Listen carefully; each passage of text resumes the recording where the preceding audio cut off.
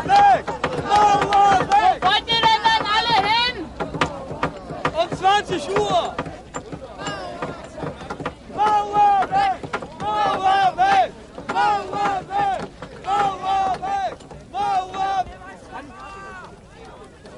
My name's Tamara Teig, and I wrote a screenplay with my writing partner Michael Lipoma, and worked on the story with Stephanie Bell. It was inspired by a family story of hers, and it's a spy thriller set at the fall of the Berlin Wall. It's called The Fall.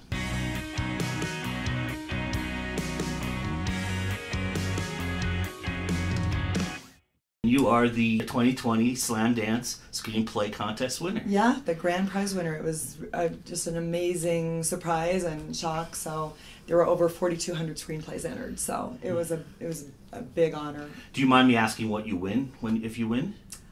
We got a pass here, which was amazing, and we also got a story in Variety, which was pretty crazy to see our names in that industry. Was it a full-page story, or? It was an article about the fall and the nice. Story. So nice. So what prompted you to do it this way? Why did you go through a screenplay contest, and why Slamdance? So Stephanie, as a producer, has done a lot. She's an award-winning producer on a lot of independent, smaller budget things. But as we dug into this, we did a lot of research, and when we changed kind of her family story from a different time frame, from much earlier to the eve of the fall of the wall in 1989, and did so much research, we found that it was a huge story. There's never been an American film that deals with the fall of the wall. I'm not even sure if there's been any German ones specifically with that. And as we found out what really caused the wall to fall, it's a lot of people don't realize. And I'm not going to give it away. You have to watch the movie.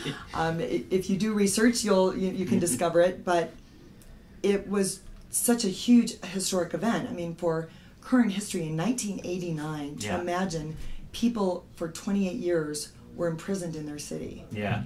And families had been divided just overnight in 1961 when it went up. Yeah. And it's a huge time in history. It's also very topical because wall is in discussion as well. And I think history does repeat itself, and I think it's important to learn the lessons of what happened. Nice. So why did you enter it as a screenplay and as a competition? So we're screenwriters. So Michael Lipoma and I decided to write together, and this was kind of really the route to go. We're not big filmmakers. This was a big budget, and so but we did hope to make it as an independent film. So we formed a production company, Hatline Productions. But we thought to get some more exposure, we do have a producer, a production partner in the Netherlands, Robert Vink. So he will be working with us internationally, but we are still looking for an American investing partner. So getting that kind of exposure and certainly winning a very prestigious competition like this we felt like kind of the way to go. So we also were semifinalists in the Nickel Academy Fellowship. We won the Silver Award in Page for historic feature, and we won the Creative World Awards. And and the Austin Film Festival, we were also semifinalists last year in an earlier version. So we're just hoping to start putting together a great team and just hopefully get this made in the near future. And to put it into Park City, that's the aim, right? So that you could come here and say, here I am, I'm the winner, and Park City is known for wheeling and dealing a lot, and this opens the doors, and that was kind of the thought process behind it, right? Absolutely. I mean, Slamdance has been here, is an institution, and especially for independent filmmakers and screenwriters, people who aren't very tied into studio pictures and large companies. So it really it levels the playing field somewhat to give us this opportunity, and we certainly never dreamed that we'd be here. But I think we have gotten contact and interest, certainly from managers and agents we're looking for, as well as screenwriters, both Michael and I. So I think this is the beginning of opening a lot of doors, and just really a great opportunity to meet with a lot of amazing screenwriters and filmmakers. This is just a wonderful environment to be in. Nice. Now, when I was doing screenplay contests, part of the reason I did screenplay contests was because they offer feedback and coverage, and you kind of get an idea of what the industry thinks of what you're doing, because you're judged by people who are in the industry, who are doing what you want to be doing. So was that part of your thought process as well, as that you were getting good feedback and coverage, and that helped you shape this even more? No, that's a great question. Stephanie Bell was instrumental. She developed the story along with us, and she was ruthless. So, which was great. I mean, we really do. Yeah. I mean, you cannot be, if you want to be a serious screenwriter and you really want to make the product the best it can be, you cannot be thin-skinned, and you do need to consider some changes might not be on point. But when you start getting the same kind of comments, you definitely have to pay attention to that. And so we certainly took, I mean, this was actually has been like a 6-year process. Wow. Off and on. We have gone through cancer, surgery, car accident, divorce, I mean, all kinds of things, and that whole, life gets in the way. Yeah. I was just going to say that. But, when you have this passion and you really believe in the project so much, that process of having Stephanie look at it, we hired professional coverage people to give us good notes, and each competition we entered, we would get notes. Yeah. And so this has been, I don't even want to try to guess how many revisions we've done over the years.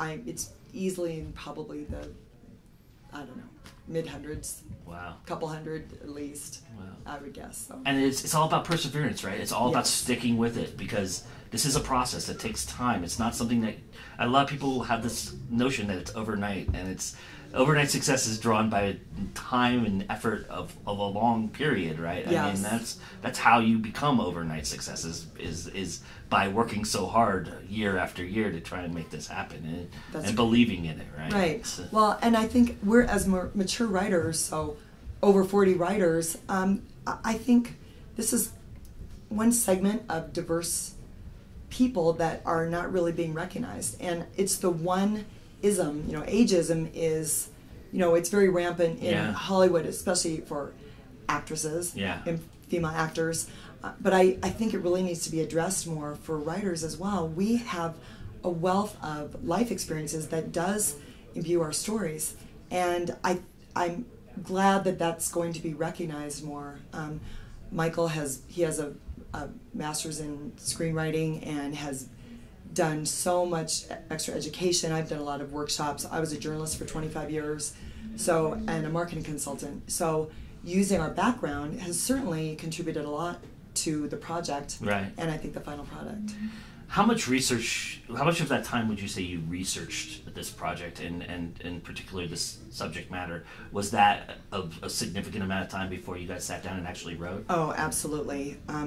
When we first started digging into it, I didn't pay attention. 1989, I just moved, I'm trying to do my career, and Europe, that's far away, it didn't affect us. Sure, yeah. I think Americans are very egocentric that way. So when we started digging in and finding out that an 18-year-old got arrested and thrown into Stasi prison because he had a Woodstock poster, or the Stasi went through people's garbage, and if they had wrappers from a Western product, they disappeared. Sure.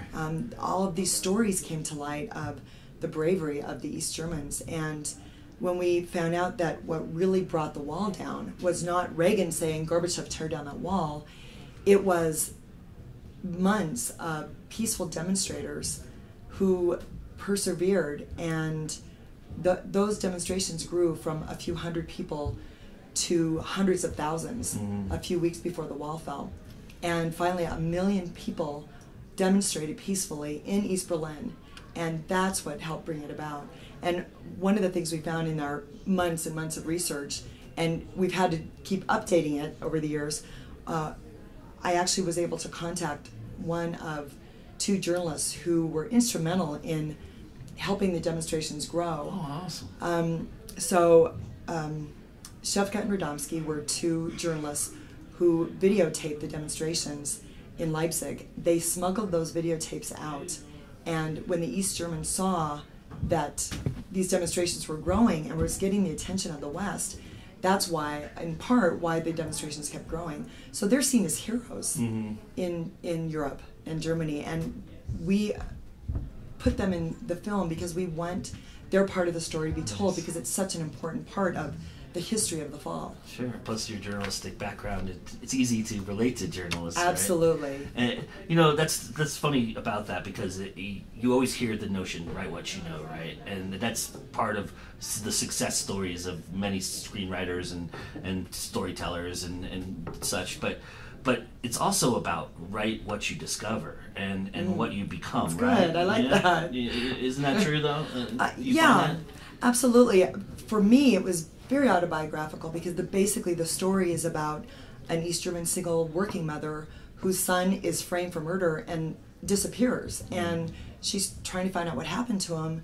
And when she is presented with this option of becoming a spy, basically, to try to win his freedom, and when things go very badly, she plans revenge, and her act of revenge, working with an American journalist, because we do try to tell it from American perspective, but her plan of revenge, we actually wove into the actual historic events, so it's very seamless. And this woman is just like me. I have 3 kids. I'd die for my kids. Yeah. And I think that's that very universal theme that I think has resonated with so many people, of the lengths a parent will go through for their child. So it was very meaningful to me, and some of the scenes that we'd write, I mean, I'd get choked up, because I felt so deeply what she was going through when she doesn't know where her son is. You know, who hasn't had a teenager where, like, they don't come home one night, right? And you know, you fear the worst, and for her, the worst happened. Wow, that's amazing. Sounds like an intriguing story for sure. So, how long did you think it took you to hone your pitch and get this down? Well, clearly I don't have it honed, because I haven't pitched it for a long time. I have done pitch fest, and when you have those 3 minutes and you just, they're sitting there. That's nerve-wracking, isn't it? Oh yeah. There's like the timer. They're like, go, and so we're just, okay, it's about this, and so it. I much prefer this, where you can just have a conversation, and but I just get so excited about, and I know so many details about it. It's hard for me to really kind of narrow it down to the kernels that are probably most interesting to most people. But it really is that part in history that I didn't really know much about, is an amazing story of perseverance and hope, and you can achieve incredible things by peaceful means. And again, we hope that people can look at that and try to learn a lesson from history and how that was dealt with. So are you currently in any other screenwriting competitions, or is this it, and you're going to ride this wave and try and get this thing done? Yeah, so this one we're actively, with our partner, pitching investors and looking for partners to come on board. We've had a lot of interest. I thank you for asking. I have the first screenplay I wrote by myself is called Choke Point, and it's a high-tech pirate action film. Nice. Thank you. And again, very autobiographical. It's I finished the first draft in April. Nice. And in June, the first scene in my movie happened in the news. So it opened. It's about oil tankers, and what happened in the news is an oil tanker got attacked in the Strait of Hormuz. And so people have now heard of choke points. And 70% of the world's oil goes through these very narrow waterways. There's about a dozen of them. And if someone were to, terrorists, pirates, whoever were to block them in some way, they could cripple global trade. So as you can imagine, what would happen at the pumps. And not just oil, but 90% of our goods are shipped somewhere from somewhere else. So it could cause another world war. So this is about a senator. So I have a 50-year-old woman who is the protagonist in an action film, believe it or not. That's awesome. No, that's great. Yeah, I mean, I wrote the kind of... We need diversity. We need that. Thank you, because I wanted to write a story that isn't about some ex-Navy SEAL or CIA. She has no special skills other than taking some self-defense courses because she lives in D.C., and she's a senator, so she's very smart, and she's can think on her feet, and she's also a mom, a single mom, and she does what she has to do, and again, I think it's a great story where what an ordinary person can do in extraordinary circumstances. Everyone's heard of pirates hijacking a ship. But what if terrorists hijacked a major trade choke point? And the only ones to stop them are two of their hostages, a senator who relies only on herself, and a man she hasn't seen in 35 years, her estranged father. The story opens in the Strait of Hormuz on a quiet moonlit night. A U.S. oil tanker is rocked by explosions and hijacked. The captain and crew, 2 million gallons of oil, and the ship itself disappear. A few hours later in Washington, D.C., Senator Sam Silva, a control-freak workaholic, discovers this string of attacks are using sophisticated technology to take strategic control of the world's global shipping lanes. Sam persuades the president that threats against the safety of their mariners threaten global trade. But she's surprised when the president not only approves her plan to assess the ship's safety on board an actual ship, she sends Sam to do it. So 24 hours later, Sam boards a huge 250-ton container ship in the Strait of Malacca. And that night, pirates cut themselves out of a shipping container and take over the ship Trojan horse style. It turns out First Mate Paul Marchetti is the pirate captain and the mastermind of the U.S. tanker hijacking as well. He's an unstable, vindictive rogue crew member with a grudge against Sam's father and a vendetta against his government. Marchetti brings Sam face to face with the tanker's only survivor, Sam's estranged father, Captain David Tice. The reunion she's dreamed of her whole life is now a life-threatening nightmare. Now Marchetti's set up a real-life game of Battleship. If he doesn't get $9 billion, he'll blow up the critical trade route with nuclear-level blasts. Sam manages to send a split-second SOS message, but when the president's rescue attempt fails, Marchetti punishes Sam by putting her father in a suicide vest, with the timer counting down. If he doesn't get his money, Sam's father will be the human fuse. Now it's literally a race against the clock to test one ordinary woman's ability to avert a global economic crisis that will trigger World War III. So that's I'm finalist in Screencraft Action Adventure Screenwriting Competition, waiting to hear. So yeah, and I'm looking, that one I'm not going to try to tackle. It's a big budget, big action film that ships blow up, and it's kind of like Captain Phillips meets Air Force One with a woman. So yeah, big budget I can't take on, but definitely looking for someone, you know, a studio who's looking for a big action film with an unlikely hero. So what would your advice be to somebody who is going to go your route and try and become a screenwriter through the competitions? What would you say helped you the most in during this process and making it happen? So as soon as well, actually with Choke Point, I went to a writing consultant, story consultant. Pilar Alessandra is very, very well regarded. She has On the Page podcasts, and she helped me, so I had the initial structure down. And with both our screenplays, we spend a lot of time with the research, and even if you don't have something that's reality based, doing a very, very detailed outline and really making sure the structure is sound. Because as creative as you need to be in storytelling, you have to have the discipline of the expected structure. That's awesome. Because everybody goes to read it, they're looking, like the first 10 pages, I better know what the story's about. You set the world, the tone, and you have to meet those criteria. So I think getting it down, and I think just get the first draft out, but you need to keep working it, You're not done. That's the beginning of the work. Yeah. And then I really would recommend getting coverage from some very reputable, again, the screenplay competitions are a good way to do it. Just keep working, rewriting, and then get out there and network and talk to people. And don't just push your story at them, but ask them what they're doing, because you never know where you'll meet somebody who's looking for a good story to tell. Right, yeah, or your story. Yeah. You know, somebody might be out there looking for action That's films. right, yeah. You know, that's just something, it happens. It really does happen. And Let's hope. I mean, it's... Very soon, please. I have a mortgage.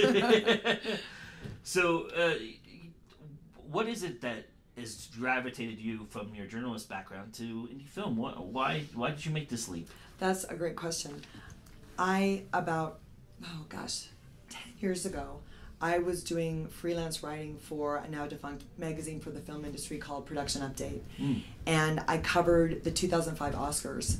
And I sat in the media room with journalists from all over the world. And I remember Cate Blanchett won for Best Actor for Elizabeth.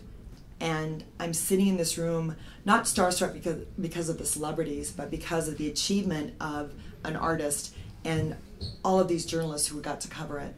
And I remember thinking, when I watch movies, going, I could do something better than that. How did they get $3 million to make this? So I just thought, I had a lot of ideas for stories, and I thought, yeah, I might as well just take a shot at it. I mean, I have nothing to lose, and I've always been a writer, but this was kind of been a dream for actually about 10 years. I was living in Paris at the time when I came up with the idea for Choke Point. Yes. So it's been a long, long journey, but well worth it. I love writing. You feel like you're in the right place at the right time too. Do you feel like it really matters that you've had this life experience and that you're going to add to that? And because now diversity is a big thing, and we need more of it, that you feel like you can represent that, and that's something that's important to you. Yeah, I mean, I'm really thrilled to see the direction and the acknowledgement that there's been such an imbalance for so long. My path now will be applying to fellowships, and there are a lot of great ones that give opportunities, especially for other diverse, whether it's people with disabilities. There are obviously people of every different color, women. But again, those voices over 40 with lots of experience, and we do have a really rich perspective. And I'm really, really grateful that, like you said, the timing is such that I'm going to get a chance to tell my stories. That's awesome. So tell everybody where they can check out The Fall and learn more about it, and if somebody's out there who actually is watching this that wants to invest, right. make sure they did. Yeah. Right. I mean, but yeah, tell everybody where they can find it. Okay. So on the web, it's hatlineproductions.com. We're writers and producers, so it's not very pretty right now, but there is our contact information. And The Fall is the name of the film, and we will be hopefully looking for it by the time in about a year and a half, it will be the 60th anniversary of the building of the wall, 2021. So we're hoping to have something put together, and we'll hope to see it in theaters soon. I'll look forward to having you back here at Slamdance in a couple of years. That's the plan. when we actually see the film, I can't wait. And honestly, they can reach out to us, and we'd be happy to share anything that we can, any advice. We're not there yet. We're just kind of really starting this whole process. But I think finding your community is also really important, and everybody's very willing to share their knowledge and their passion. And I think that's really the key too, as well. We're all trying to accomplish the same dream.